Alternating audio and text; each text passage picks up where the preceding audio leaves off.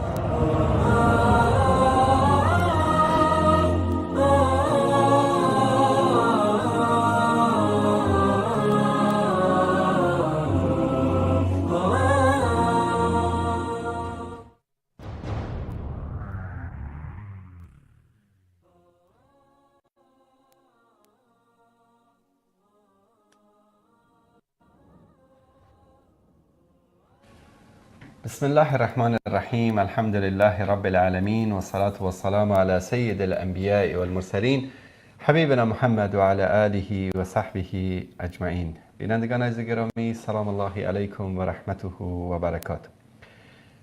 در خدمت شما عزیزان هستیم با قسمت دیگری از برنامه آن روی سکه. در این برنامه هم در مورد موضوعات مهمی صحبت خواهیم کرد، از جمله قضیه کشته شدن خانومی در ایران به نام مهسا امینی که منجر شد به احتجاجات و تظاهرات گسترده در سراسر ایران. البته ما این موضوع را از جنبه دیگری بررسی خواهیم کرد. به همین دلیل موضوع برنامه ما امروز هست زن از دیدگاه آخوند. قبل از اون یکی دو مورد مطالب مهمی است که خدمت شما عزیزان بیان خواهم کرد. همونطوری که میدانید در برنامه آن روی سکه ما گاهی اوقات به موضوعات مهمی که در هفته گذشته رخ میدهد در جهان اسلام هم میپردازیم.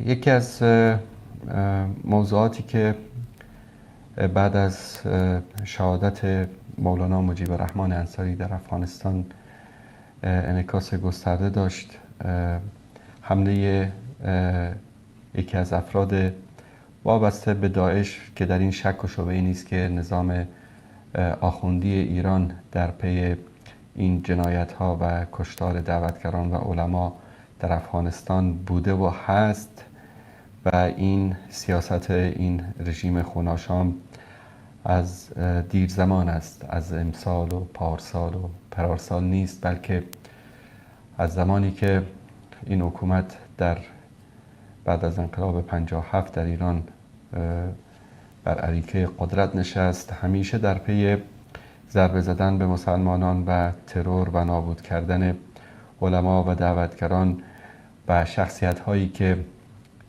در راستای دعوت و دین و اسلام فعالیت می کنند و فرقای باطنی از زمان صدر اسلام تا کنون همیشه در این جنایت ها دست داشتند. مثلا از ترور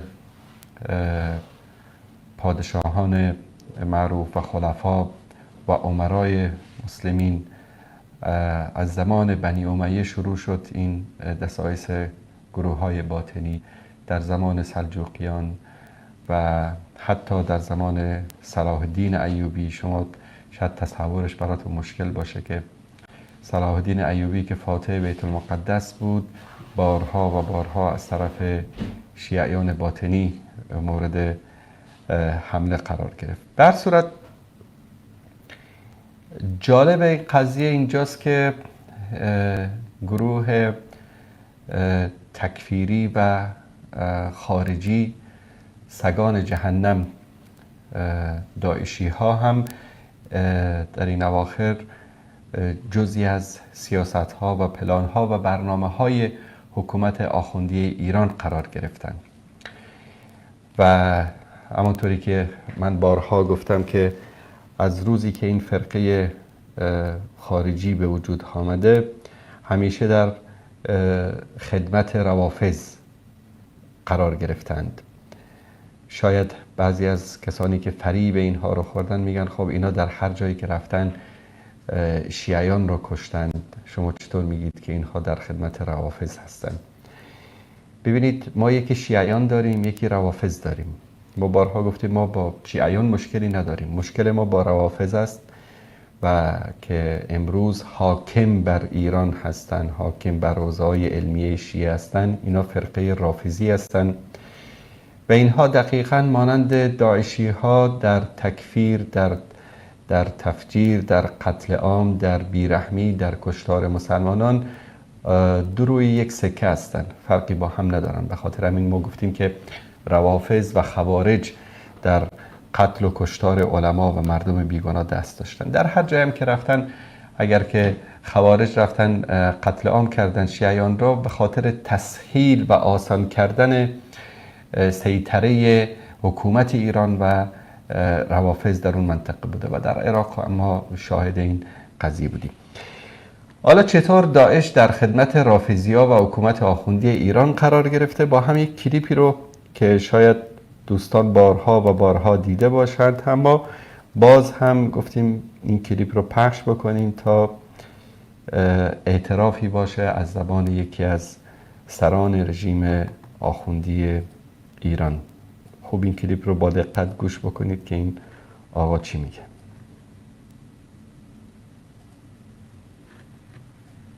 این مطلبی هم نیست که از چشم و گوش و هوش مسئولین کشور در همه رده ها، در همه تفکرات دور باشه.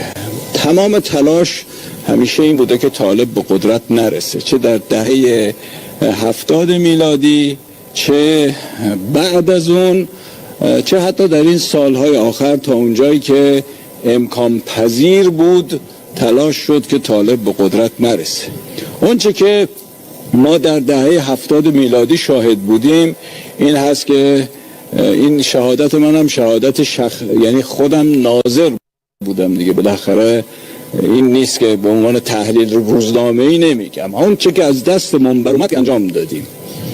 و اون موقع من در دهه 70 سفیر ایران در تاجیکستان بودم. تمام این عملیات کمک به احمد شاه مسعود رو ما از طریق دوشنبه پایتخت تاجیکستان انجام میدادیم. شهید سلیمانی اون زمان در از طریق تاجیکستان اقداماتی که انجام میشد و سرانجام منجر به واقعه 11 سپتامبر سقوط طالبان شد و در حتی سقوط طالبان هم حالا چون باید کسان دیگه بعضی از مطالب رو بگن، من نگم شاید بهتر باشه، ولی همینقدر میتونم اشاره بکنم که حتی در عملیاتی که امریکایی‌ها انجام میدادن تا زمانی که یک نوع کمک خاصی بهشون نشد اونا داشتن بیابونا رو میزدن و در سقوط طالبان و روی کار اومدن سیستم جدید قطعا ایران کمک خاصی انجام داد و بعد از اون هم ما دیدیم که چه در آنچه در بن اتفاق افتاد، چه در مواردی که به اصطلاح بعد از اون داریم. حالا به هر حال الان این شرایط به وجود اومده، یک طالبی در کابل گفتن.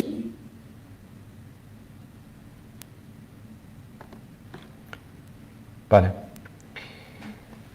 دوستان عزیز، این کلیپ و کلیپ های دیگری که از این مسئول حکومتی ایران هست که اظهار میکنن که باید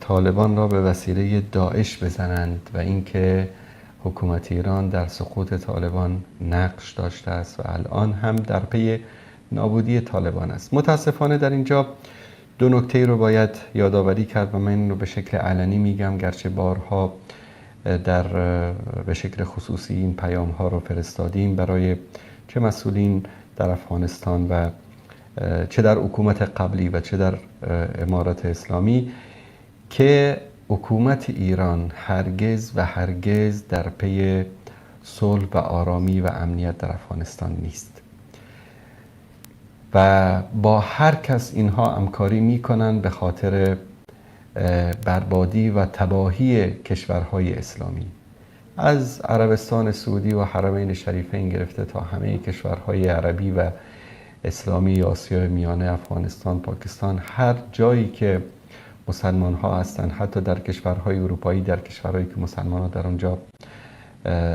حالا به شکلی اظهار وجود کردن و فعالیت کردن، اینا خودشون اونجا میرسانن و ضربه به اسلام و مسلمان ها میزنن. اما این صحبت هایی که اکنون در مجالس خاص اینا میشه که به شکل علنی دارن اظهار میکنن که باید به داعش کمک بکنن که طالبان را از بین ببرن. یعنی شما ملت ایران توجه بکنید که این آخوندها حاضر هستن به قول خودشون با قاتلین شیعیان اتحاد بکنن، ائتلاف بکنن. بر علیه کی؟ بر علیه کسانی که حالا اونها نمیخوان که در سلطه باشن، ولو اینکه شیعیان باشن. و نمونه واضح و آشکارش کمک و همکاری رژیم آخوندی ایران با کشور مسیحی ارمنستان بر علیه ترک‌های شیعه مسلمان آذربایجان، جمهوری آذربایجان. همه کشورهای اسلامی به مسلمانان شیعه آذربایجانی کمک میکردن. حتی یادم است در اون موقع که چندین گردان از مجاهدین افغانستان هم رفته بودن به کمک شیعیان آذری که در مقابل ارمنیا می جنگیدن. اما برعکس همه کشورهای اسلامی، رژیم آخوندی ایران جمهوری ارمنستان مسیحی کافر رو به قول خودشون کمک میکرد بر علیه شیعیان مسلمان آذری. و همچنین منفجر کردن گنبدهای دو امام عسکری در سامرا هم که دیگه اعترافات اخیرشان بر همه آشکار شد که در پی همه انفجارات و توطئه‌ها خودشون بودن تا یک جنگی رو در بین مسلمانان به راه بندازن در عراق و از اون سوء استفاده بکنن.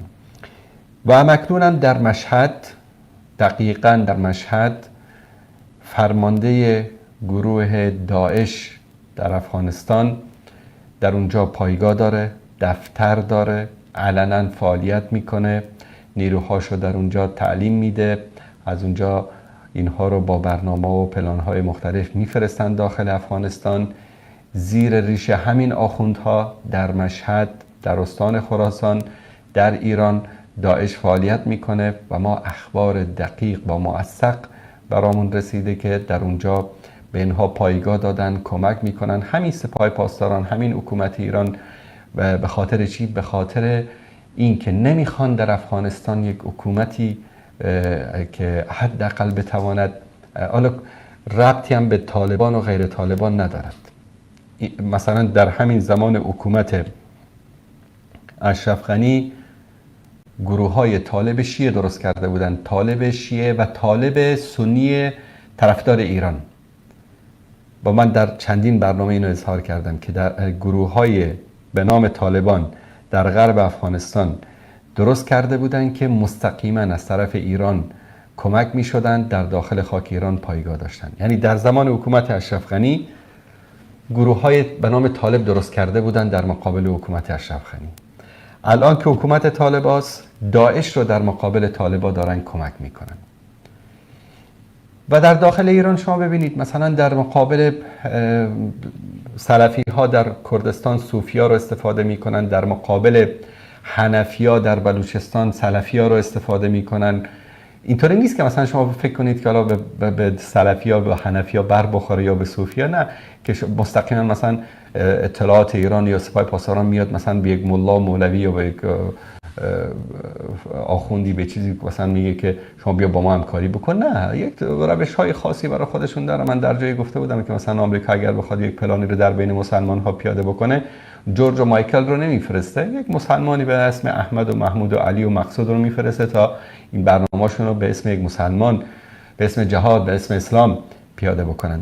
در اونجا اینطوری است. در کردستان صوفیا رو بر علیه سلفیا، در بلوچستان سلفیا رو بر علیه حنفیا، در جنوب برعکس، و در هر منطقه، مثلا در مناطق مشهد و در شرق ایران ببینید که یک گروه هایی رو بر علیه گروه های دیگر، مثلا همون گروه سلفی رو که در یک جای کمک بهشون میکنن، در جای دیگر همون گروه سلفی رو به وسیله صوفی میزنن. خب بدبختی این اهل سنت است که متوجه این دسایس و برنامه‌های استخباراتی رژیم آخوندی نیستن و فریب آنها رو میخورن و به جان هم دیگه میفتن. اینا دسیسشون همیشه این است. مثلا الان خیلی واضح و علنی دارن به داعش کمک میکنن، خودشون هم اعتراف میکنن، چون که هدفشون این نیست که حالا مثلا داعش در افغانستان به قدرت برسه. خدای نکرده اگر همین هم در افغانستان به قدرت رسیدن، داعشی ها رو به وسیله کسی دیگه میزنه. خب درد ما این است که این جوان بدبخت داعشی، این فریب خورده سگان جهنم که امروز میاد و چوب سوخت و هیزم جنگ استخباراتی روافض و دشمنان اسلام بر علیه مسلمان ها میشن.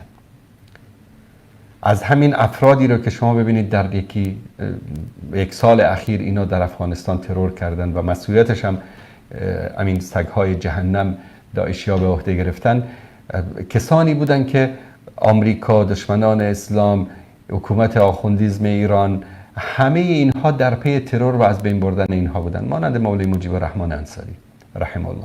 شما فقط من در هفته گذشتم خطاب من به جوانان عاقل و هوشیاری بود که واقعا درد دین دارن و فریب اینها رو خوردن. کمی بشینید امشب با خودتون فکر بکنید که کشتن امثال مولوی مجیب الرحمن انصاری خدمت به کیست؟ خدمت به اسلام یا خدمت به حکومت ایران یا خدمت به آمریکا و دشمنان اسلام؟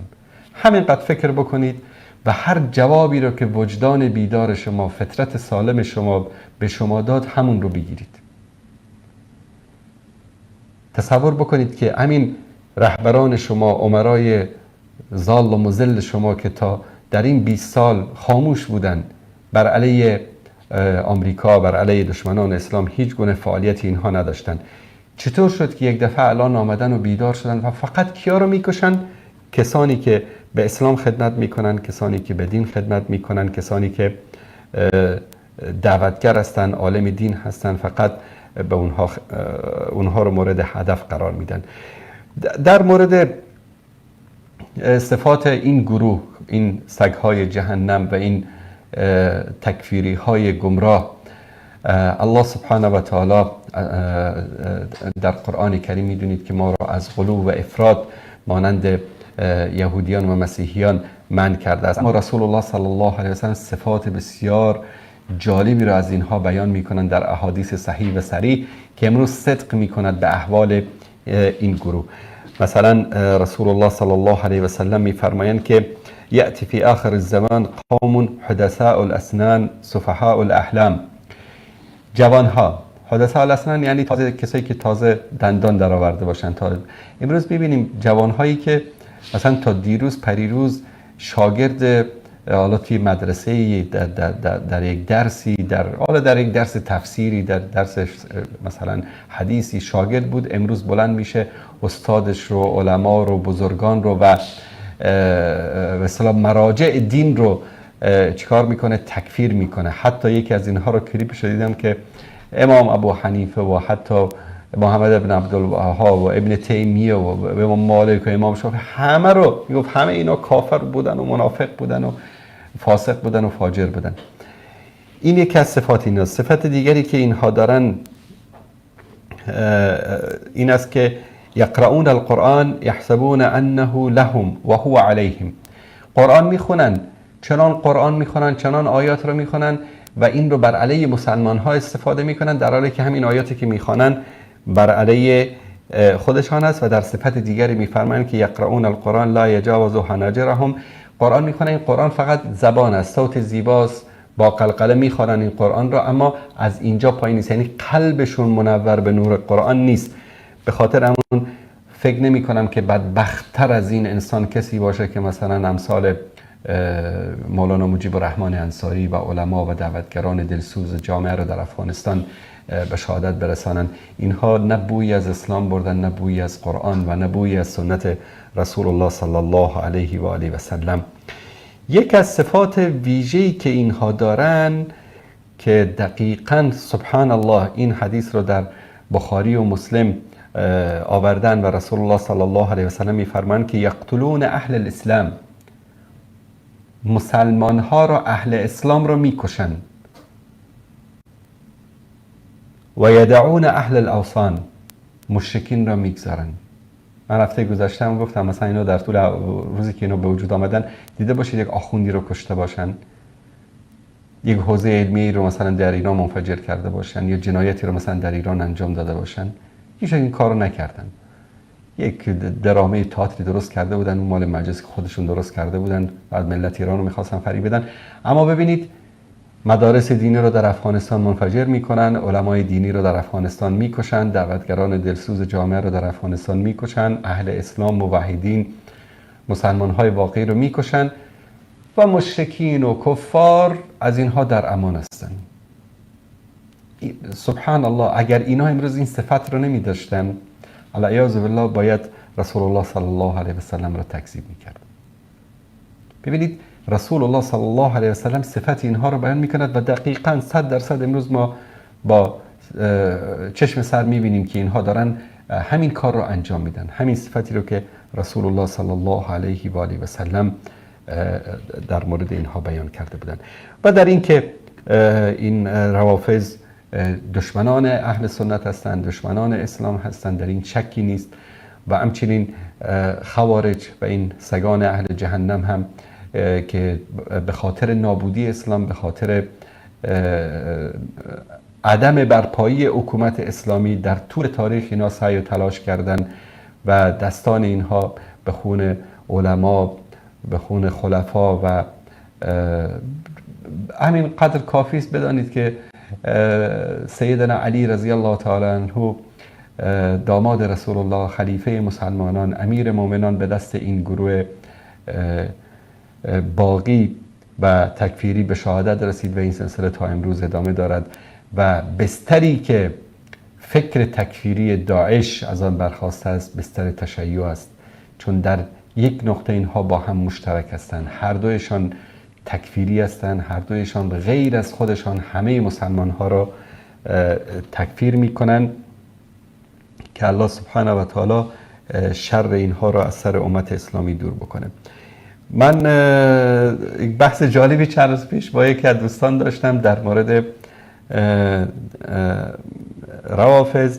بعد یک موضوعی رو بهش گفتم باورش نشد و اینکه گفتم حالا طالبان اصلشون از قندهار هست، یعنی خاستگاه به اصطلاح طالبان قندهار هست و مولا محمد عمر مجاهد از قندهار بود و اولین حرکتی که طالبان انجام دادن از قندهار بود. حالا میخوایم نشون بدیم خدمت شما عزیزان که دیدگاه علمای شیعه نسبت به قندهار و اهل قندهار چی است. من خدمت شما عزیزان اینجا یک وثیقه‌ای هست از یکی از کتاب‌های اینها که برای شما نشان بدم. این کتاب اصول کافی است و این رو هم هدیه میکنم به طالب‌ها و به امارت اسلامی که متاسفانه هنوز در بین اینها کسایی هستن که فکر میکنن که آخوندها و این روافض دوستان اینها هستن. اما ببینید که دیدگاه این مذهب باطل و این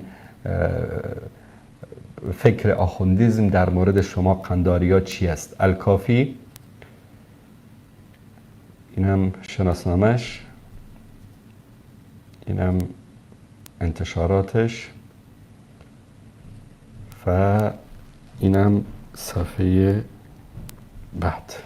بله، در اینجا در کتاب اصول کافی در فروع کافی جلد 5 صفحه 212 حدیث شماره 3 در اینجا عدت من اصحابنا، تعدادی از اصحابشان از سهل بن زیاد، موسی بن جعفر، عمرو بن سعید، محمد بن عبدالله حاشمی، احمد بن یوسف، علی بن داود حداد از ابی عبدالله امام جعفر صادق علیه السلام روایت میکنه که لا تناکه الزنجه، با سیاها ازدواج نکنید، والخزر، با اهل خزر، فإن لهم ارحاما تدل على غیر الوفا، که اونها رحم زنهای اونها که است، خلاصه خیلی واضح بهتون میگم زنهای اونها فاحشه است و اونا با اونا ازدواج نکنید.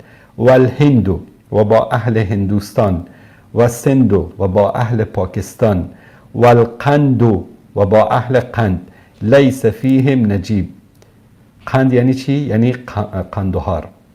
لیس فیهم نجیب یعنی یک حلال زاده هم در اینها نیست، یعنی در کل قندار یک انسان حلال زاده نیست. یعنی چی؟ واضح و آشکار به شما بگم، این عقیده این هاست که یعنی اهل قندهار همه بلد زنا هستن. این عقیده روافض در مورد مردم قندار، در مورد کسانی است که در ولایت قندار زندگی میکنن. والقند لیس فیهم نجیب، یعنی یک انسان حلال زاده، یک انسان نجیب در قندار نیست، یعنی همه حرام زاده هستن، همه علیاذ بالله ولد زنا هستن.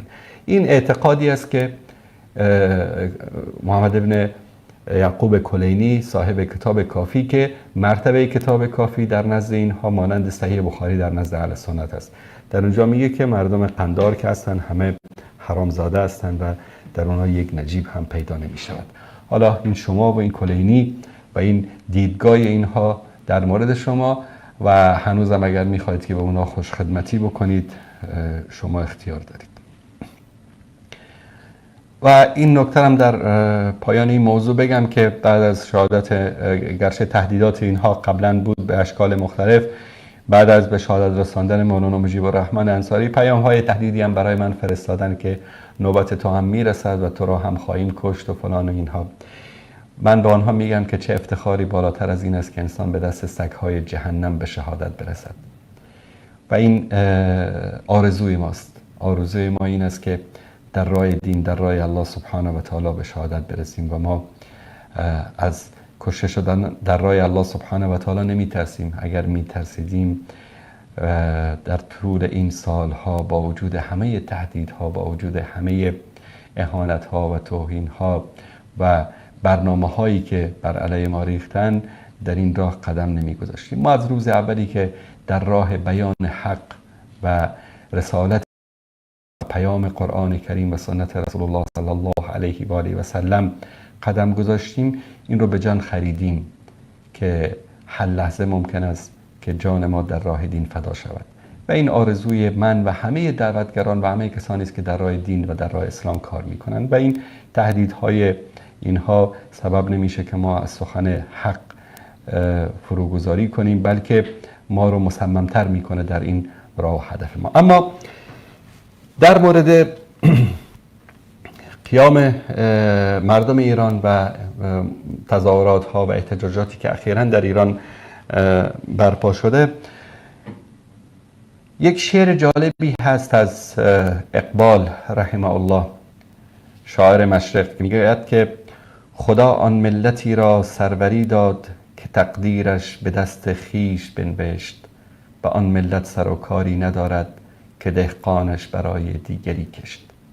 مردم ایران باید سرنوشت خودشان را خودشان تعیین بکنند.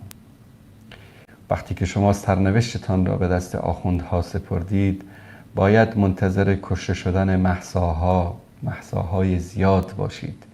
چرا؟ دیدگاه آخوندیزم در مورد زن، در مورد بشریت، در مورد انسانها، دیدید از برای خدا روایت رو ببینید، یعنی حدود 1 میلیارد انسان رو در کره زمین اینها اصلا انسان حساب نمی کنن، اونها رو حرامزاده و فلان، اهل هند و اهل پاکستان و اهل افغانستان و خلاصه اطراف خزر و نمیدونم سیاه و کل آفریقا، هرچه سیاه پوست است.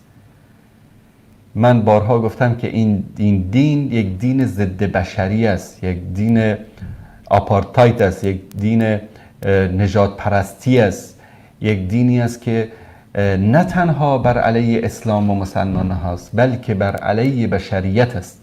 و این واقعیتی است که ملت ایران باید درک بکنن که این نظام و این رژیم دشمن تنها اسلام و مسلمان ها نیست، بلکه دشمن بشریت است.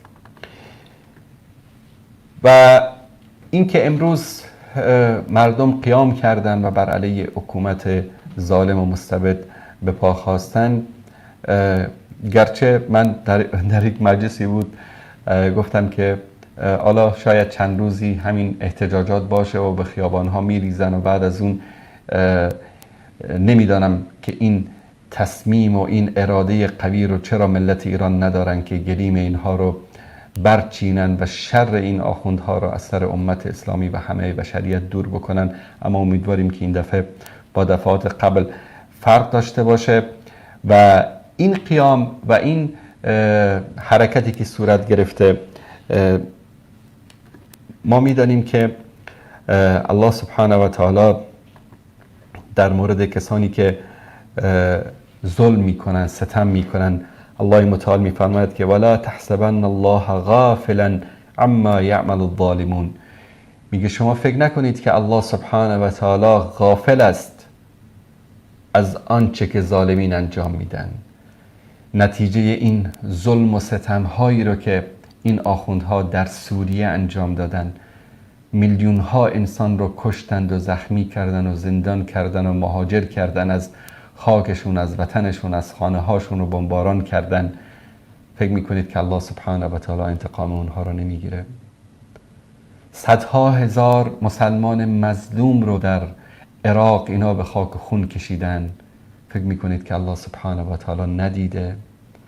این همه انسانهای مسلمان و انسانهای مخلص به دین، علما و دعوتگران را در کشورهای مختلف اینها ترور کردن، به شهادت رساندن. فتنه هایی که در فلسطین، در لبنان، در یمن، در افغانستان، در پاکستان، در هندوستان، در هر جایی که پای نحس اینها رسیده به راه انداختن، فکر میکنید که الله سبحانه و تعالی انتقام اونها رو نمیگیره؟ باور کنید روزی خواهد رسید و امروز رسیده. الحمدلله ما امروز نمونه هاشو داریم میبینیم. روزی خواهد رسید که این عمامه آخوندی، این لباس آخوندی، این قیافه آخوندی یک فوش باشد در ایران و در خارج از ایران.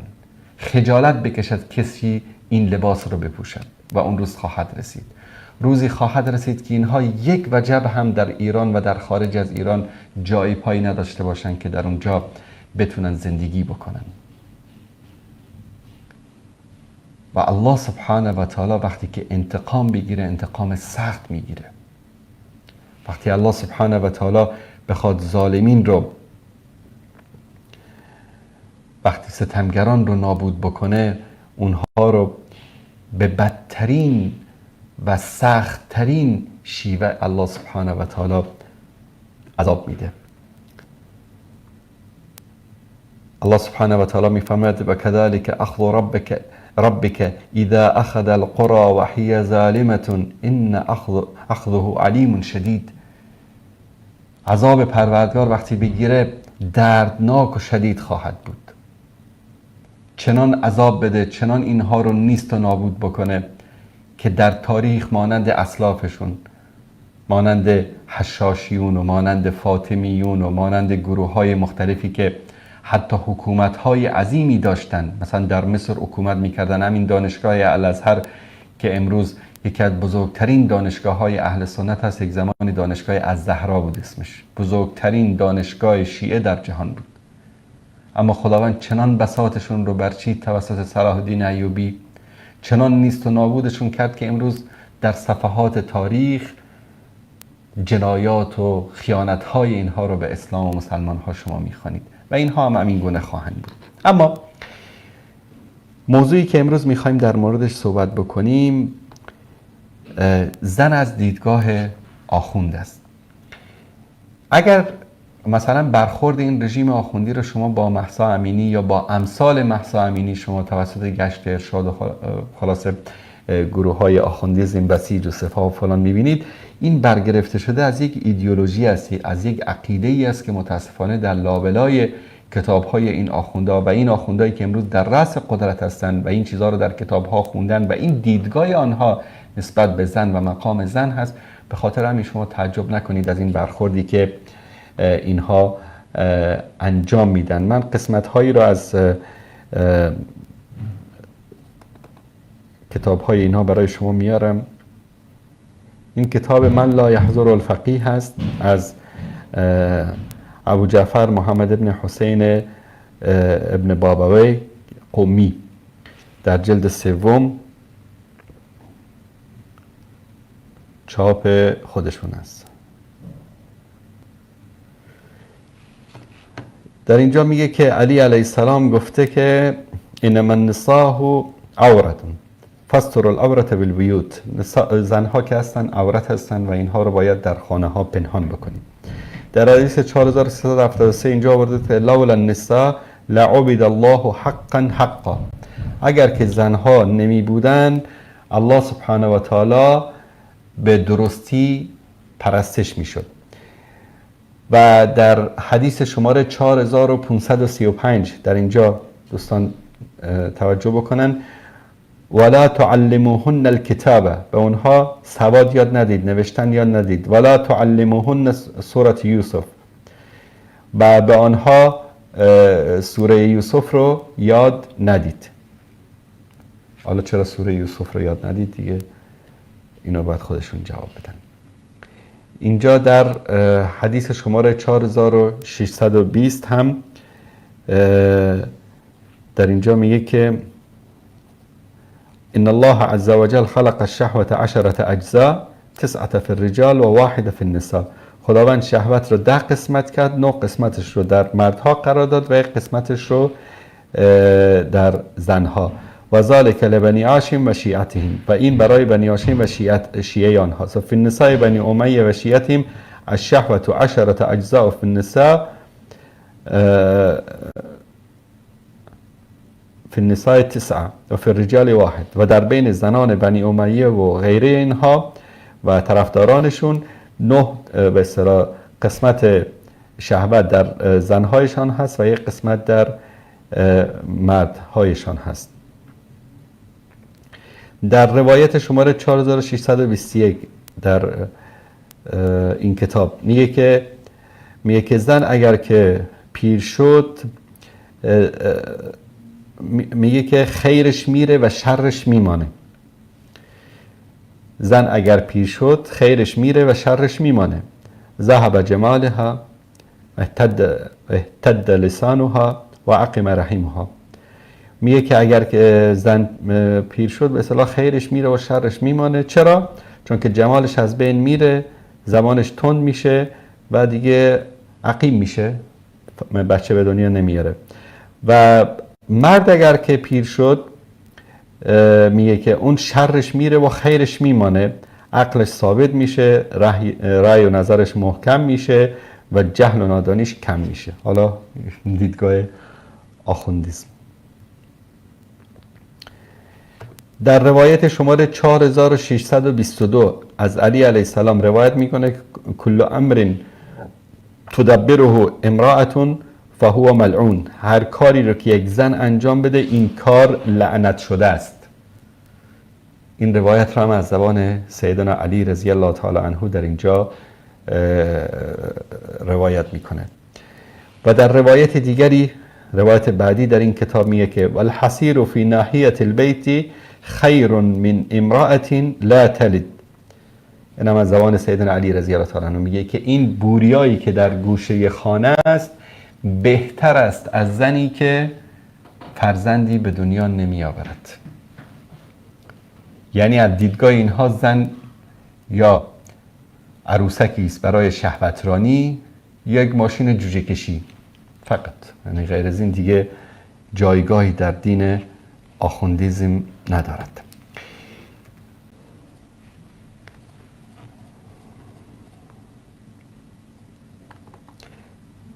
در مورد حقوقی که زنها دارند در دین آخوندی من خدمت شما مطالبی رو بیان میکنم. کتاب الاستبصار از توسی، دوستان اگر نشون بدن این رو.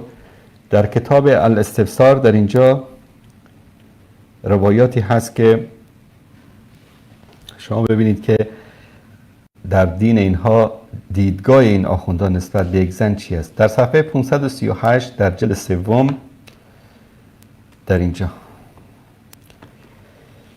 میگه سألت ابا عبدالله، از امام جعفر صادق پرسیدم، عن عاریت الفرج، از این که به اصطلاح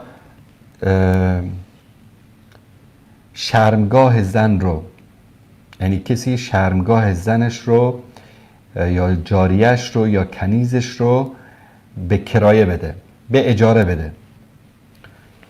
یعنی دوستان عزیز من نمیدونم با چه الفاظی این رو من بیان بکنم در اینجا.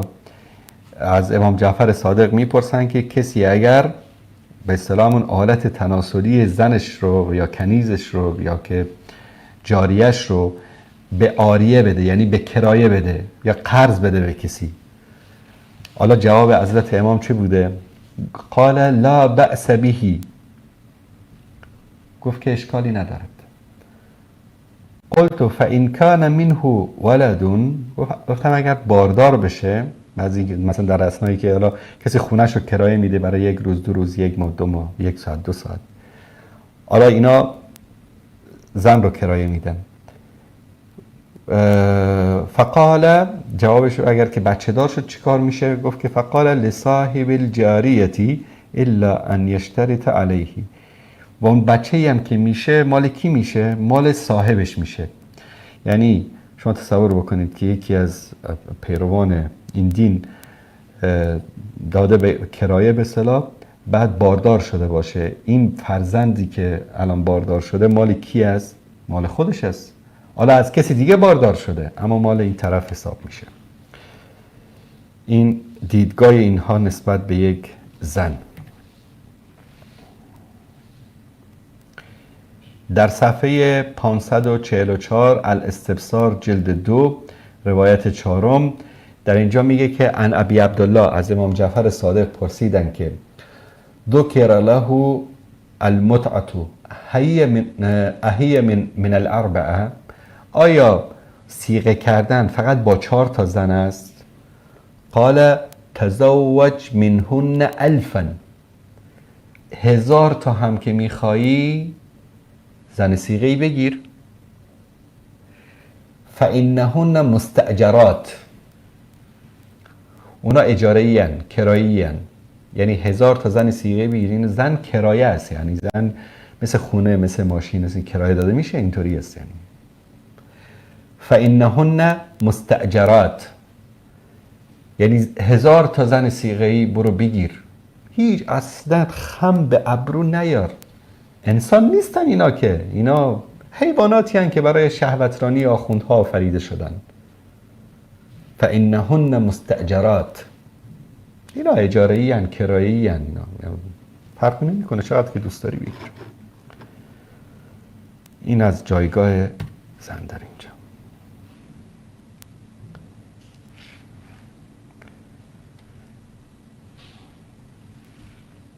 در صفحه 751 در کتاب فرائض باب 87 باب یجوز ان یوصی الی امرأة، حدیث شماره 2 از جعفر ابن محمد عن ابیه، از امام محمد باقر از پدرش روایت کرده که قال امیر المؤمنین گفت که المرأة لا یوصى الیها، به زن وصیت نکنید. لأن الله تعالی یقول، به خاطر که الله سبحانه و تعالی میفرماید ولا تؤتوا السفهاء اموالکم، اموالتان را به انسانهای سفیه، یعنی انسانهای بیعقل و جاهل و نادان ندهید، به انسانهای پست ندهید. به همین دلیل میگه که به زن وصیت نمیشه. وقتی که آخوندی که این دید رو داشته باشه نسبت به زن و اون بیاد در رأس قدرت قرار بگیره، شما حالا فکر میکنید که مثلا این اتفاق برای مهسا امینی و غیر مهسا امینی نمیفته. مشکل بعدی این است که یک عده انسانهای مریض، یک انسانهای سودجو، استفاده جو که میخوان از آب گلالود ماهی بگیرن، بعد میان اینا رو ربط میدن به اسلام که اسلام از این اعتقادات باطل اینها بری است. کسی به نام مسیح اومده بود توهین کرده بود به اسلام که کأنه مهسا امینی و غیر مهسا امینی به خاطر اسلام کشته شدن. نه خیر، اینا به خاطر این فکر باطل و فکر نجات پرستانه آخوندیزم کشته شدن، ربطی به اسلام نداره. رسول الله صلی الله علیه و سلم در آخرین لحظات حیاتشون به چند چیز نصیحت میکنن، 2-3 چیز، و یکی از اینها این است که استوصوا بالنساء خیرا، با زنها رفتار نیک بکنید. خیرکم خیرکم لاهله، بهترین شما بهترین است با اهلش، با خانوادهش. همیشه امر رسول الله صلی الله علیه و سلم به این بود که با زنها رفتار نیک بشه. همین هند جگرخوار که میگن اینا و چقدر داستانهای دروغین ما حول ایشان درست کردن، وقتی که پیامبر صلی الله علیه و سلم مکه رو فتح کرد چیکارش کرد؟ حتی یک سیلی هم بهش نزد. در بین زنها اومده بود بیعت میکرد، یک صحبتی بین ایشون و رسول الله صلی الله علیه و سلم رد و بدل شد. پیامبر شناختش، گفت مگه تو هند نیستی زن ابو سفیان؟ گفت بله یا رسول الله. پیامبر تبسم کرد. شما این اخلاق اسلامی اسلام و پیامبر رو ببینید و اخلاق آخوندی رو ببینید که با زنها در کوچه و خیابانهای ایران چگونه برخورد میکنن. چون اون اخلاق اسلام و اخلاق پیامبر اسلام و مسلمانان برگرفته شده از قرآن و سنت است و اخلاق اینها برگرفته شده از خزعبلات الاستبصار و کافی و بهار الانوار و دایره المعارف خرافاتشون هست. پس کارایی که اینها میکنن ربطی به اسلام و مسلمان ها ندارد. در اینجا در همین کتاب، در بخش کتاب فرائض صفحه 757 بابی دارد، روایاتی رو در اینجا جمع کرده است که ان المرأة لا ترث من العقار والدور والارضین شیئا من تربة الارض، یعنی زن نه از خانه، نه از زمین، نه از خاک، از اینا چیزی به ارث نمیبرد. زنهای شیعه از این چیزا چیزی به ارث نمیبرن. این اعتقاداتشون هست. حالا تا چند اندازه عملی میکنن بالای شیعیان این بس جداست، اما این اصل اعتقادشون این است. از یک طرف این اعتقاد رو دارن، از یک طرف داد و بیداد را انداختن که آقا باغ فدک رو از فاطمه زهرا گرفتن. خب شما خودتون میگید که زن باغ و خونه و زمین و این چیزا به ارث نمیبره. برای فاطمه زهرا رضی الله تعالی عنها حلال، برای زن شیعه حرام. چه دینی دارید شما؟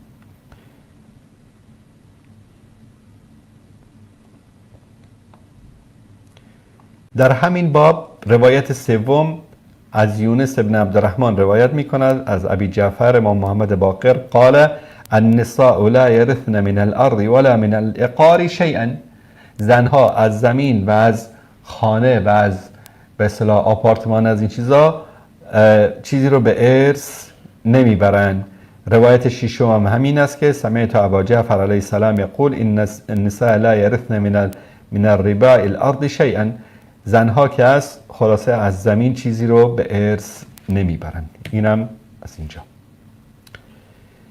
در صفحه 758 همین کتاب قال لیس للنساء من الدور والعقار شیء.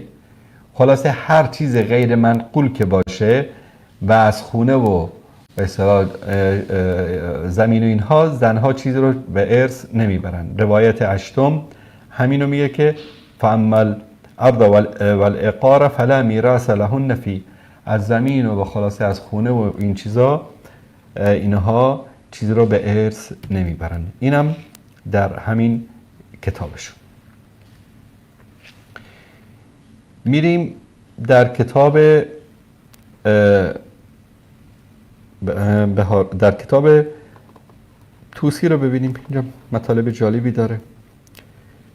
کتاب النهایه از شیخ توسی است، ابی جعفر محمد ابن حسن ابن علی توسی.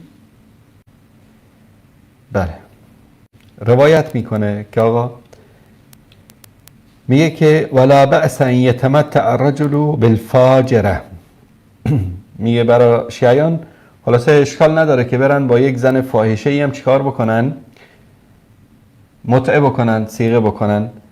ولیس علی رجل یسألها هل لها زوج ام لا. حتی با زن شوهردار هم میتونن صیغه بکنن. به خاطر همین نباید بپرسه که شوهر داری یا نداری. خلاصه زنی رو دید، حالا این زن شوهر داره یا نداره این براشون مهم نیست، حتی نباید بپرسه. در روایت دیگر در همین کتاب آورده که در مورد مدت صیغه گفته که مدت صیغه میتونه 1 ماه باشه، 1 سال باشه، 1 روز باشه، 1 دفعه باشه یا 2 دفعه باشه. به این معنی که مثلا یک زنی رو در خیابان میبینه، به این بگه که بیا بریم با هم صیغه بکنیم برای 1 دفعه. برای 1 دفعه هم خوابی میتونید که برید امراش صیغه بکنید. من نمیدونم یعنی این چه دینی است، این چه اخلاقی است این. برای 1 دفعه برای صیغه بکنه.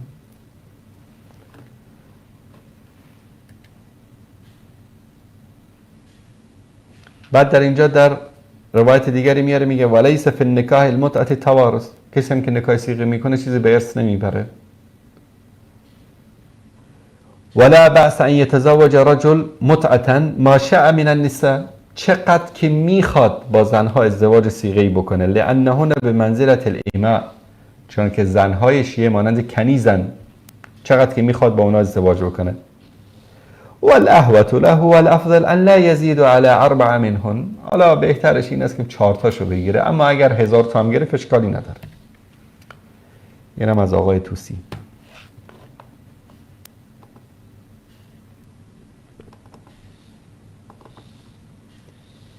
در کتاب بهارالانوار این روایت رو خدمت شما عزیزان نشون بدم. این کتاب بهارالانوار است.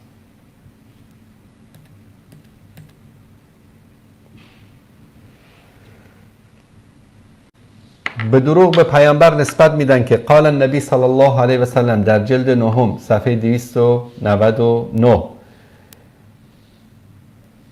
کفضل السماء علی الارض، مانند فضیلت آسمان بر زمین، و کفضل الماء علی الارض، مانند فضیلت آب بر خاک بر زمین. فبالماء یحیی الارض، به آب زمین زنده میشه، و بالرجال تحیی النساء، و به وسیله مردها زنها زنده میشن. لولا الرجال ما خلق الله النساء، ما خلق النساء، اگر مردها نمی بودن خدا زنها رو نمی آفرید. بعد در اینجا در روایت بعدی میگه و اول من اطاع النساء آدم، اولین کسی که از زنش اطاعت کرد یعنی زن ذلیلی کرد کی بود؟ آدم بود. فانزله الله من الجنه، خدا اونو چیکار کرد؟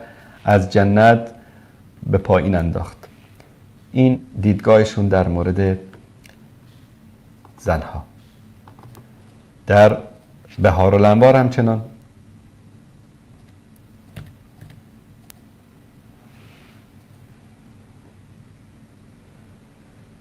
ببینید، روایت رو ببینید. در اینجا در روایت 101 در صفحه 92 جلد 53 تاریخ امام 12 میگه که قال صادق علیه السلام، امام جعفر صادق میفرماید که لیس منا من لم یؤمن بکرتنا ولم یستحل متعتنا، از ما نیست کسی که به برگشت ما اعتقاد نداشته باشد، چون اینا خب میدونید مانند هندیا، مانند مذهب هندوها اعتقاد دارن که مرده ها دوباره زنده میشن، بر میگردن. در هندی میگن دوسری جنم، یعنی زندگی دوم. اینا همین اعتقاد رو دارن، دقیقا مثل هندوها که خلاصه انسان ها بر میگردن، یک بار میمیرن با دوباره بر میگردن. و اینم به خاطر این است که بسیاری از اعتقادات اینها گرفته شده از اعتقادات باطل مذاهب و ادیان مختلف هست. که کتاب بهارالانوار دوستان نشون بدن، صفحه بعدش اینم اینجا جلد 77 صفحه 213. اینجا روایت میکنن که و ایاک و مشاورت النساء فإن رأیهن الى الافن و عزمهن الى الوحن. هوشدار، بیدار باشید، ابدا با زنها مشوره نکنید که رأی اینها، نظر اینها چی است؟ در ضعف است، یعنی در سستی هست. و عزمهن الی الوهن، و عزم و اراده سست دارن. این به اصطلاح دیدگاه اینها در مورد مشوره کردن با زن هست. اما ما مسلمان ها اعتقاد داریم که رسول الله صلی الله علیه وسلم در قضیه حدیبیه با ام سلمه رضی الله تعالی عنها مشوره کردن و رأی و نظر ایشان را گرفتن. به همین خاطر این دین دین رسول الله صلی الله علیه و آله و سلم نیست. بعد چگونه دروغ هم میبندن به پیامبر؟ این روایت رو ببینید در بهارالانوار جلد 91 صفحه 255 میگه پیامبر منع کردن ان مشاورت النساء و قد روى عن جعفر الصادق علیه السلام ایاکم و مشاورت النساء، هرگز با زنها مشوره نکنید. فإن فیهن ضعف و وحن و العجز، که اونها ضعیفن و سستن و عاجزن. و کان رسول الله صلی الله علیه و آله و سلم اذا اراد الحرب دعا نساءه فاستشارهن ثم خالفهن. پیامبر وقتی میخواست به جنگی بره زنهاشو جمع میکرد، با اونها مشوره میکرد، هر چه اونا میگفتن برخلافش انجام میداد. دروغ شاخدار.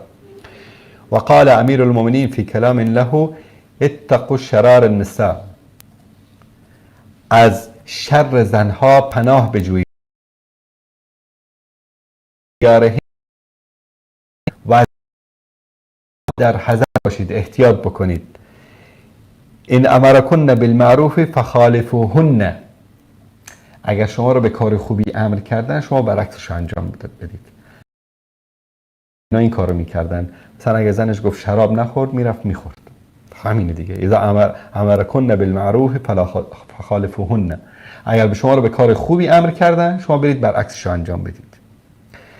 کی لا یطمئن منکم فی المنکر، که در شما طمع به اصطلاح منکر رو نکنن. یک لغزی است که باید این رو شما خودتون بکنید که چه معنی است. اینم درر اخبار به اصطلاح مجموعه از درها و به اصطلاح جواهرات اهل بیت که من بهش میگم جامع و خرافات شیعه. در اینجا چی میگه؟ با هم ببینیم. از ملا باقر مجلسی است. در جلد 103 صفحه 223 در اینجا میگه که شکا رجل من اصحاب امیر المؤمنین نساء فقام علیه السلام خطیبا فقال، یک کسی اومد پیش حضرت امیر شکایت کرد از زنش. حضرت امیرم بلند شد دیگه با اعصاب خرد رو رفت رو منبر شروع کرد گفت که یا معشر النساء لا تطیعوا النساء علی حل، ای مردم از زنهایتان اطاعت نکنید، ولا تأمنوهن علی المال، مالتون رو هرگز به اونها اعتماد نکنید، امانتدار نیستن. ولا تذروهن یدبرون امر العیال، فرزندانتون رو هم در اختیار اونها قرار ندید که اونها اونا رو تربیت بکنن، اداره بکنن. فإنهن ان ترکن و ما اردنا اوردنا المحالک، اگر که اونها رو به حال خودشون ول کردید خلاصه مصیبت میارن سرتون.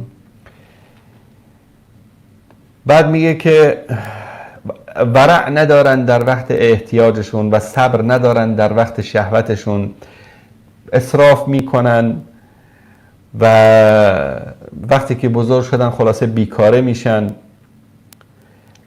شکرگزار نیستن،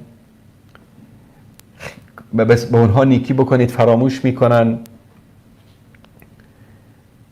و بهتان میکنن، طغیان میکنن، در پی شیطان میرن. با اونها مدارا بکنید در هر حال. میگه حالا با اونها با رفتار خوب بکنید، حرف خوب بزنید، شاید که چی بشن؟ اخلاقشون خوب بشه. حالا شما تصور بکنید اینم نسبت دادن به حضرت علی که اینطوری برخورد میکرد.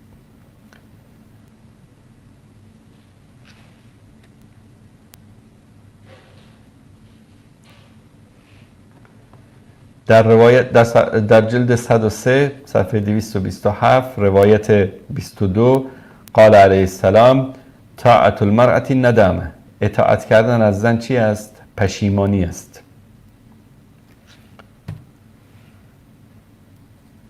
در صفحه 228 جلد 103 قال علی علیه السلام، حضرت علی علیه السلام میفرماید که کل امر تدبره امرأة فهو ملعون، هر کاری رو که تدبیرش رو زن بکنه این کار لعنت شده است.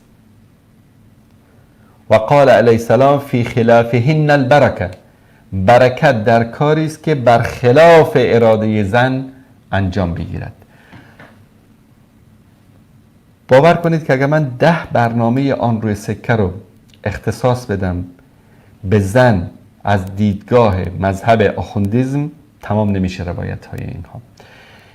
دوستان شماره تلفن برنامه رو زیرنویس بکنن، در لابلای تماس های شما عزیزان ان شاءالله مطالب دیگری رو هم من بیان خواهم کرد. اما این دیدگاه این مذهب هست در مورد زن و حالا میتونیم بگیم جایگاه زن در دین آخوندی. پس این دین و این ایدئولوژی و این مکتب ربطی به اسلام و به مسلمانان نداره. اینها یک فرقه‌ای هستند که همونطوری که خدمت شما عزیزان بیان کردم برخلاف اسلام نه که برخلاف بشریت عمل میکنن و اینا دشمن بشریت هستن، تنها دشمن اسلام نیستن. و این کتاب تحریر الوسیله است از امام خمینی که در جلد 2 در اینجا در مسئله 11 در اینجا میگه که دوستان خوب توجه بکنن. در مسئله 11 میگه که جایز است که از راه عقب کسی با همسرش نزدیکی بکنه، حالا با کراهیت شدید، و بهترین است که ترکش بکنه اگر که راضی نباشه. در مسئله 12 در اینجا میگه که جایز نیست که قبل از 9 سال کسی چیکار بکنه؟ همخوابی همبستری بکنه با خانمش. آیا این نکاح به اصطلاح دائم باشه یا نکاح متعه باشه، صیغه باشه؟ اما بقیه لذت ها مانند لمس کردن به شهوت و در آغوش گرفتن به شهوت و در میان رانها قرار دادن، این اشکالی ندارد، حتی اگر که کودک شیرخواری هم باشد. یعنی چی؟ یعنی یک کودک شیرخواری رو کسی بگیره، باش صیغه بکنه و بعد اون رو در بین رانهای خودش قرار بده، در آغوش بگیره، خلاصه همه اون اعمالی رو که یک زن و شوهر عاقل و بالغ انجام میدن با یک کودک شیرخوار، با یک دختر شیرخوار انجام بده، اشکالی نخواهد داشت. این دین این هاست.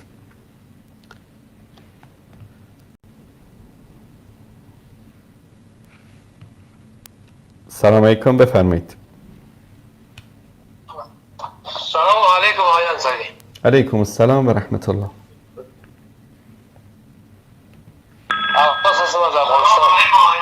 بفرمایید عباس آقا، لطفاً شماره صدای تلویزیونتون رو ببندید، از طریق گوشی تلفن صحبت کنید. بفرمایید.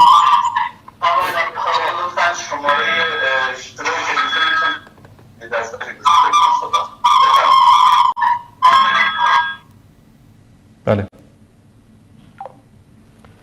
خب من دوستان عزیزی که تماس میگیرن، قبلا من یادآور شدم موقعی که تماس با ما برقرار میشه لطفاً صدای تلویزیون رو کاملا ببندید و از طریق گوشی تلفن با ما صحبت بکنید، چون وقتی که شما بخواید از طریق تلویزیون صدای ما رو بشنوید با تأخیر، با چند ثانیه تأخیر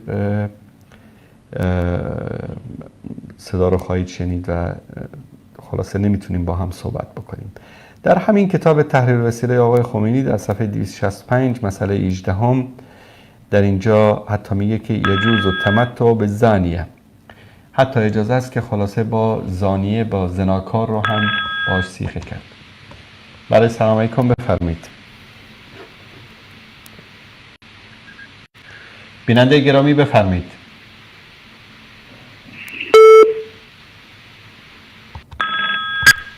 بیننده گرامی بفرمایید. الو. بله بفرمایید. الو. بله بفرمایید، صدا شما داره پخش میشه.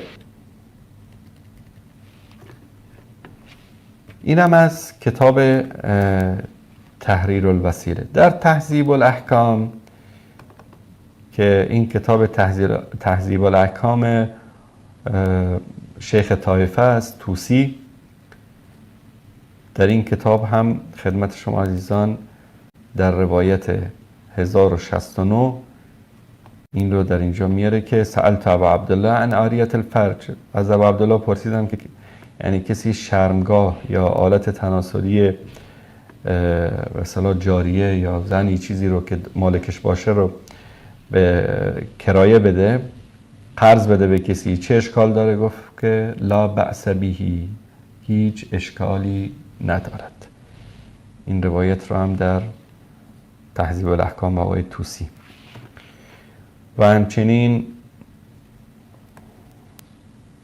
در روایت 1092 این هم از ابی عبدالله امام جعفر صادق علیه السلام قال قلت اینی تزوجت امرأة متعة فوقع في نفسی ان لها زوجا، میگه با یک زنی خلاصه ازدواج کردم و بعد احساس کردم که این زن شوهردار است. ففتشت عن ذلک، رفتم بررسی کردم. فوجدت لها زوجا، بعد دیدم که بله ایشون شوهر داره. امام چی میگه؟ قال ولی ما فتشت، چرا رفتی بررسی کردی؟ مگه فضولی؟ چرا رفتی بررسی کردی؟ کارتو انجام میدادی، کیفتو میکردی، این چرا بررسی کردی؟ شوهر داره شوهر نداره به تو چه؟ در روایت 1093 از ابی عبدالله امام جعفر صادق علیه السلام قال قیل له ان فلان تزوج امرأة متعة فقیل له ان لها زوجا فسألها فقال ابو عبدالله ولم سألها. میگه کسی با کسی صیغه کرده بود، خلاصه رفتن بهش گفتن که بابا این زنی که تو باش صیغه کردی شوهر داره. این مردم رفته بود از اون زنه پرسیده بود که راست میگن تو شوهر داری؟ وقتی قضیه رو به امام گفتن، امام گفت که چرا پرسیده؟ کارتو بکن، به تو چه؟ چرا میپرسی اصلا؟ بیننده گرامی سلام علیکم، بفرمایید.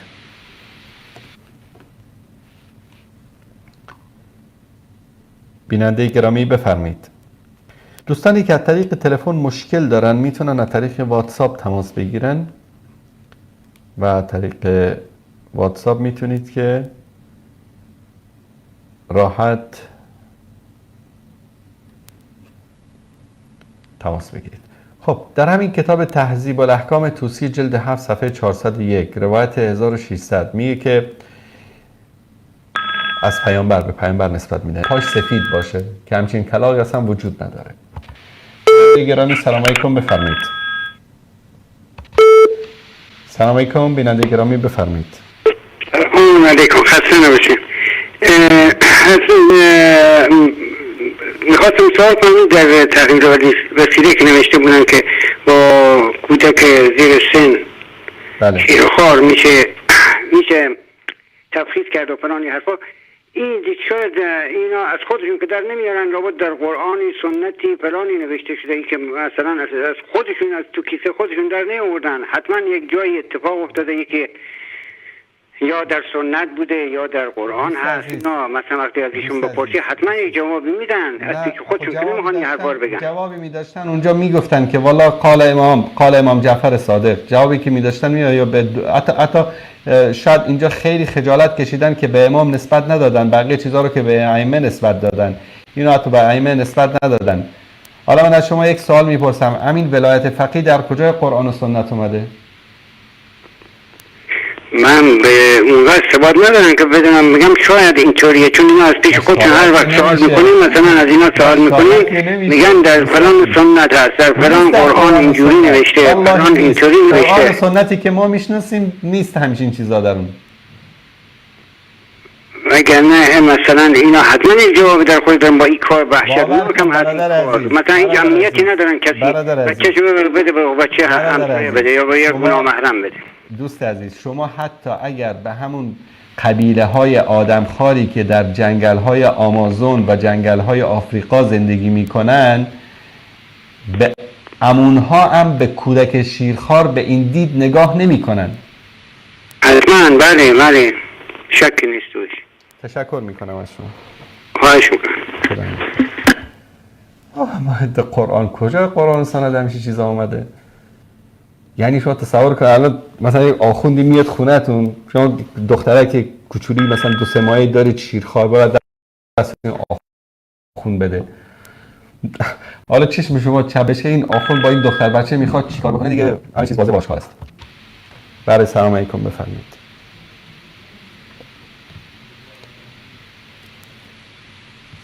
بیننده گرامی بفرمایید. السلام علیکم و رحمت الله و برکاته. علیکم السلام و رحمت الله و برکاته. برادر عزیز تاجیک لطفاً صدای تلویزیونتون رو ببندید. بفرمایید.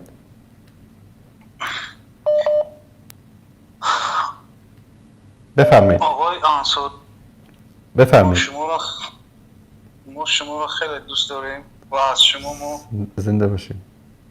خیلی منت داریم که ما هم بسیار چیزها رو نمیفهمیدیم، از کانال شما، از کانال کلمه بسیار چیزها رو فهمیدیم. سلامت باشید. و ما باور کنید فخر میکنم از شما، برای علیم ها فخر میکنیم که به ما روشنی انداختید. ولی من یک چی رو نمیفهمم که باز یک که از ایران زن زد، از ایران بود 30 سالشون خیلی بالا بود، میگوید که من بیسوادم. ما هم همین رنگ شما بیسوادیم، لیکن کم کم تعقل میکنیم، کم کم فکر میکنیم، گفتگو میکنیم. حاضر اینترنت هست. مثلا با ما یک قصه را گفتم که حضرت شمس تبریزی اولیاء الله مثلا وقتی که هندوستان دا بود یک ماهی قپید، اون ماهی را از این و از اون علو پرسید، آتش پرسید که من این را پخته بخورم. یگان کس به او آتش نداد و بعد گفت که طرفی افتاد، گفت که تو هم شانس، من هم شانس، فرود بیا این ماهی را بپزم بخورم. درست. بعد افتاد پایان آمد که در همین زمان عبدالقادر گیلانی یا که جیلانی آقای پیری دستگیر هم میگن که آقای اومد گفت که دیوانه چیکار میکنی، همه را میسوزی. و ما این فکر کردیم باید برادر سالی تولداشو نظر بدیم در اینترنت. اصلا در این عصر که شانس تبریزی زندگی کرد، در اون عصر عبدالقادر جیلانی که اینش هم قصه کوتاه یک تاش نبود. درست. فهمیدم آخه این قصه های دروغ درست با مردم وای میکنن، با مردم باور میکنن. وقتی که شما برای این علم ها هست، کجا شما کلینی و یا که خمینی که سینخ بود یا که یک گبر بود، یک هندوی، یک کافری معلوم بود. درست. بسیار تشکر میکنم برای که با من وقت دادین. الله شما را برای ملت اسلام حفظ کنه و همه ما را برای راست، برای اسلام، برای صراط المستقیم هدایت کنه. آمین یا رب العالمین. آمین آمین. تشکر از شما برادر. دوست دارم از برای الله شما را دوست دارم. الله متعال شما را دوست بداره. زنده و سلامت باشید. بارک الله فیکم. زنده باشید. خدا نگهدار شما. خدا. بیننده گرامی سلام علیکم، بفرمایید. سلام، خسته نباشید. سلامت باشید. بفرمایید بیننده.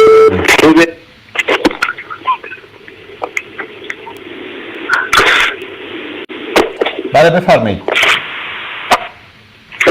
من خواستار از علما و سپیدان تیستان و بلوچستان میشم که چرا سکوت کردم واسه دختر جاباری 15 ساله که بهش تجاوز شد.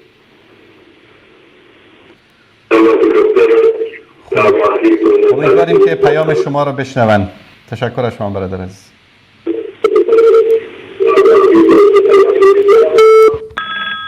بله سلام علیکم، بفرمایید. سلام آقای انصاری، حال شما خوبه؟ سلامت باشید. تشکر از شما. آقای انصاری، من حقیقتش خودم شیعه هستم. من سرتاپا موندم این چند تا سوال از شما بپرسم، شما میتونید جواب ما رو بده. بفرمایید. این در مورد این امام زمان ما، من الان از آخوندهای خودمون 3 تا روایت شنیدم. یه چیش گفتن تو چاه امام زمان، چاه زمچرانه. من خودم رفتم زمچران، یه چاهی هست اونجا پیداش نکردم. چند روز پیشم یه آخوندمون میگفت تو چیزه، تو مثلث برموداست. یه چیز دیگه هم که میگفت یک تفنگی گذاشتن تو عربستان، اگر ظهور شد با تشکیل انداز بزنن. یعنی آقای انصاری، ما شیعیان در یک چی بگم آش شغل دلمکار گیر کردیم. حقیقتش هم من میگم من خودم شیعه ام.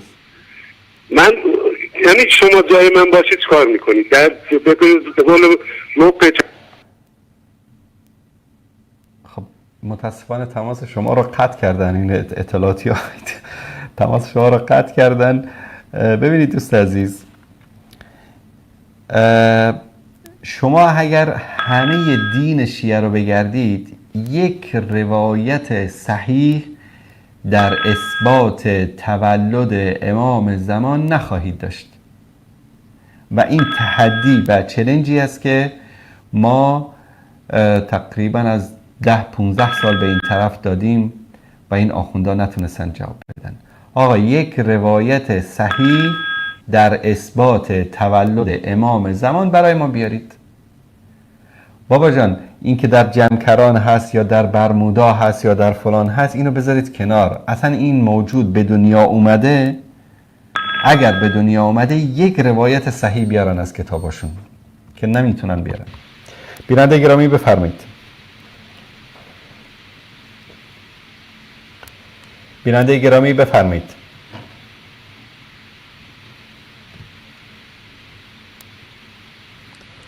بیننده گرامی بفرمایید. سلام علیکم.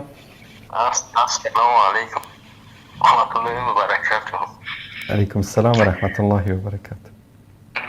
برادر همسالی ما همون قدر گفتنیم که همون برادر توجیکی که به شما زنگ زد و گفت که شما رو از برای الله دوست می‌دارم، ما به همون برادر گفتنیم که ما همون رو از برای الله دوست می‌دارم که شما رو دوست می‌دارم. سلامت باشین. سلام علیکم. تشکر. علیکم السلام و رحمت الله و برکاته. الله سبحانه و تعالی شما رو دوست بدارد. زنده و سلامت باشید. تشکر برادر عزیز. بیننده گرامی سلام علیکم، بفرمایید.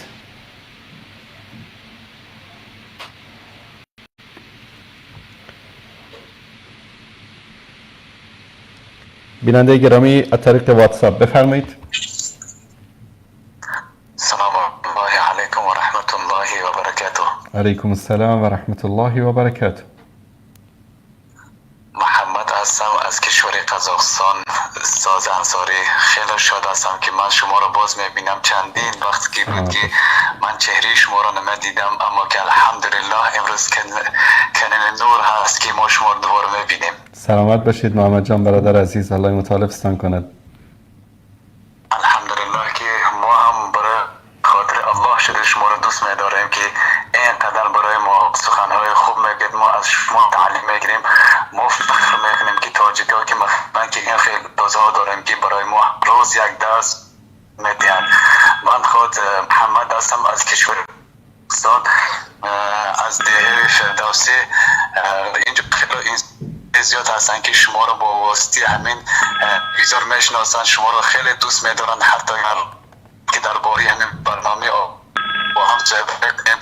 مثلا که از این سخنهای شما ما خیلی مثلا راحت میکنیم. وقتی که شما رد یک مثلا که شعر میدید، باور کنید که ما خیلی شاد هستیم که الحمدلله که شما با حدیث، با آیت، با دلیل با آنها صحبت میکنید. ما خیلی فخر میکنیم که مثلا که انسان باید که همین خیلی باشد که با دلیل مثلا با حدیث، با آیت مثلا که یک کسی باید جواب دهد. الحمدلله که ما فخر میکنیم که شما این خیلی در راه اسلام خدمت کردید برای مسلمان ها. الحمدلله. سلامت باشید. الله مطالبستان کند برادر عزیز. تشکر از شما. زنده و سلامت باشید. جزاکم الله خیرا. بارک الله فیکم و ایاکم.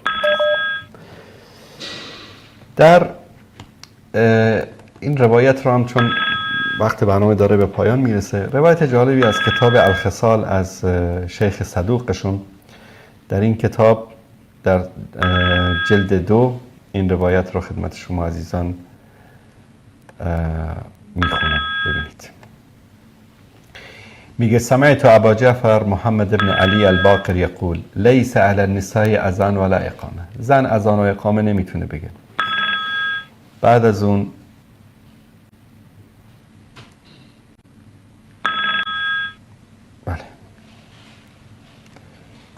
ولا جمعه ولا جماعه، نه نماز جمعه میتونه بره و نه نماز جماعت. ولا عیادت المریض، نه به عیادت مریض. ولا اتباع الجنائز، نه به جنازه.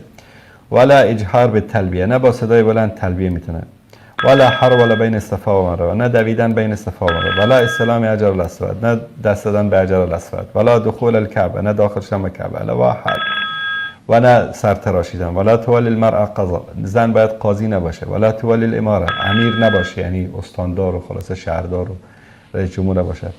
ولا استشار، مشاورم نباشه. ولا تذبح الا من اضطرار، نمیتونه ذبح هم بکنه. خلاصه اینجا اومده یک بابی رو گفته که 73 خصلة فی آداب النساء والفرق بین احکامهن و احکام الرجال. تصور بکنید این از به اصطلاح شاهکارهای این هست.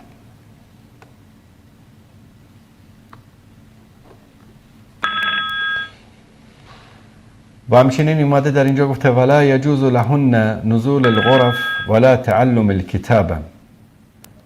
اونها برای اونا سواد آموختن این چیزا جایز نیست. و همچنین اینجا میگه که اگر یک زنی در یک جای نشست و از اونجا بلند شد، مردی حق نداره بره در جای این زن بنشینه، چون که اون حرارتی که در اونجا هست امکان داره به این مرد ضرر برسانه. خب دوستان اشاره میکنن وقت برنامه داره به پایان میرسه. همونطوری که عرض کردم اگر من 10 برنامه آن رو سکر رو اختصاص بدم به دیدگاه این دین آخوندیزم نسبت به زن تمام نمیشه، اما انشاءالله در هفته‌های آینده باز مطالب بیشتری رو خدمت شما عزیزان بیان خواهم کرد. بله بیننده گرامی بفرمایید.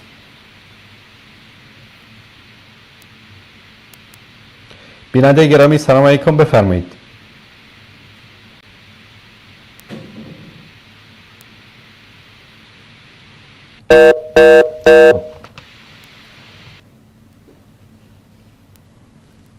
بیننده گرامی سلام علیکم، بفرمایید.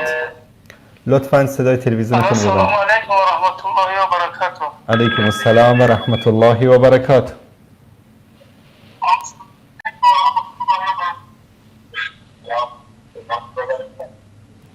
ما شما را به خاطر الله دوستون نداریم. سلامت باشید برادر عزیز، الله مطالب سن کنه. ما دعا میکنیم که سب جمعتری علما را زیاد کنند. سلامت باشید. تشکر از شما برادر عزیز، الله مطالب سن کنه. خداوند همه ما را هدایت کنه. آمین آمین. تشکر از شما برادر عزیز، الله مطالب سن کنه. تشکر از شما.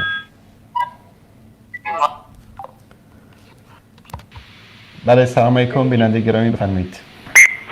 سلام علیکم ای داداش بی وفای کم وفا، نمیدین عبدالرحیم کدکل پیرمرد کجاست؟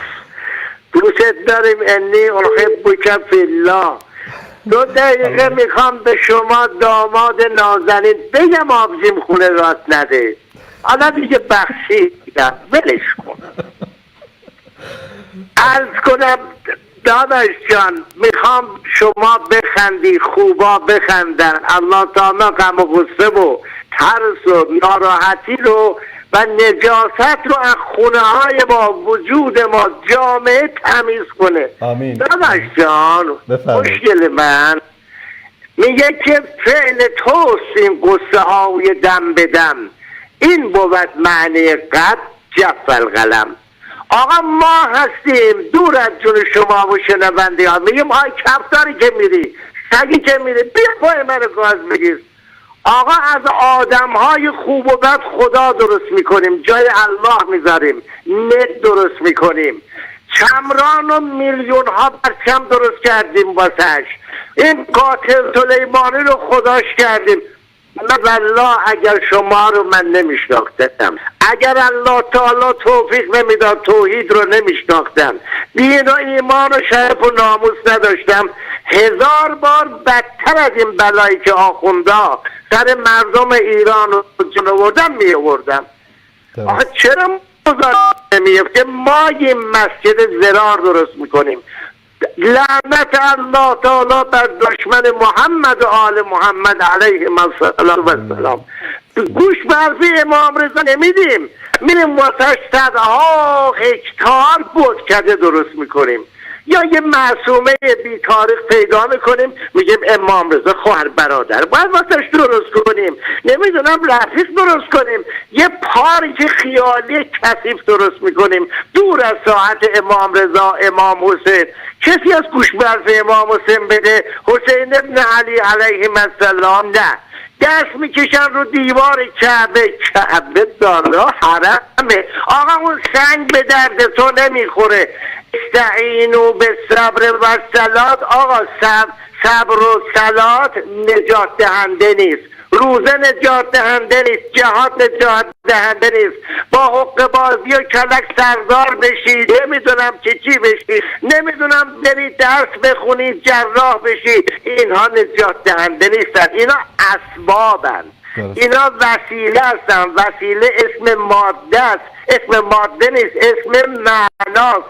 استعین الله بالصبر و الصلاة. میگه که جمهوری اسلام ابدی است، فلان شده، مگه جای الله گذاشتی؟ تو هم شدی هیتلر که میگفت 1000 سال راهش باید حکومت کنه. خجالت نمیکشین؟ شما این لباس های جرم برای چی بتن کردی؟ آقا ما رفتیم جنگ کردیم، چپیه شده خدا.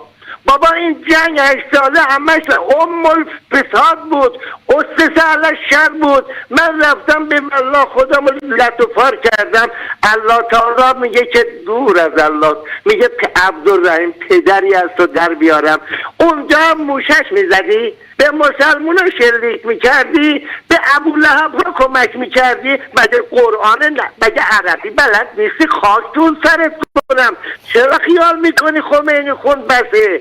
تمام این فساد ها مال خود ما. ما بت‌سازی میکنیم، ما مسجد زرار درست میکنیم، ما شرک داریم، ما آقا بچه شده خدا هر دقیقه جشن تولد، هر آقا بس نیست، ول نمیکنه، ننهش باباش باز ول نمیکنه، میره یقه پیغمبر علیه السلام رو میگیره. وقتش وفات قلابی، تولد قلابی، آقا تنبور بزن، ساز بزن، آکاردئون بزن، زنا روسریا رو پرت میکنن وارسته. آقا خاک بر سر من ای خانم خواهر من، این چادر مرد و زن نداره. مرد یه دو باید حجاب داشته باشه، زنم فکر کردید رو سرت انداختی اون خامنه ای مثلا مرد، تو مردی بدبخت. استعین الله بالصبر و الصلات. اینو تو کله هامون باید فرو کنیم. از آدم ها بت نسازیم، اسباب رو وسیله رو بت نکنیم. آخه چقدر من خرداد بزنم؟ آخه عبدالرحیم سابق وای به احوالش اگر الله تعالی نبخشه. دادا حرفا زیاده. این مولانا هر کسی رو آخونده بهش دیدین زیاد پوش میده، مطمئن باشید من عبدالرحیم آخونزاده میگم، از طرف ننه آخونزاده هم دیگه، یه مش آقای اوزگل دور از ساعت شما. مولانا میگه قلتبان. اینا پوش نیست، اینا لیاقت عبدالرحیم سابقه. ما هر وقت دیدیم آخوندی پاسداری کراوات بزنه تو همون لغ باشه به هر کی فوش داد، بدونید 99 ممیز 99 طرف که کمالاتی داره. چرا بس به روس‌ها و کمونیست‌ها فوش نمیدن؟ چرا همش به چسبیدن به آمریکا؟ نمیگیم آمریکا وارسته است، خدا خفشون کنه. اونا به خاطر رفاه مملکتشون دین ندارن که حاضرن دنیا رو به آتیش بکشن تا مملکتشون آباد بشه. از مملکت 7000 ساله ما هیچی ساختیم، به قول مولانا لاشی ساختیم. اسرائیل عوضی از هیچی کشور ساخت و ما هم انقدر مکبر اسرائیل گفتیم. داشتن 500 کلاهک اسبه‌ای رو برای خودش مشروعیت داد. فعل تو این قصه های دم به دم، این بود معنی قد دفع القلم. تظاهرات کنید، آتیش بزنید خودتون رو، نمیتونید به رستگاری برسید. استعین الله به صبر و صلات. باز میخوام داشتن آخونده میگن که این آخونده دوره بر من بچه بودم، من جامل مقدمات درس میدادن، گفتن بچه جون لفظ عرب سرسه پای است، اسم است و فعل است و حرف. اسم و فعل مال علما، حرف مال آخونده است. حالا من خاک بر سرم فقط حرف و اسموندم، تمرینم تو خونه ارزه ندارم برم به مردم کمک کنم. دادا دوست دارم. سلام اهل عیال منو به اهل عیالاتون برسونید، به تمام عزیزان شبکه جلیل کلمه. دارم از دلتنگی دیگه میمیرم دیگه. انی احب بکم فی الله. بسته داشت خدا پشت باشه. و السلام علیکم و رحمت الله و رحمت الله و برکاته. مثل ختام برنامه سخنان برادر هدایت یافته آقای عبدالرحیم بود. الله متعال حفظتون بکنه. تا فرصت دیگر و برنامه دیگر به الله متعال میسپارمتون. صلی الله علی سیدنا و حبیبنا محمد و علی آله و صحبه اجمعین. و السلام علیکم و رحمت الله و برکاته.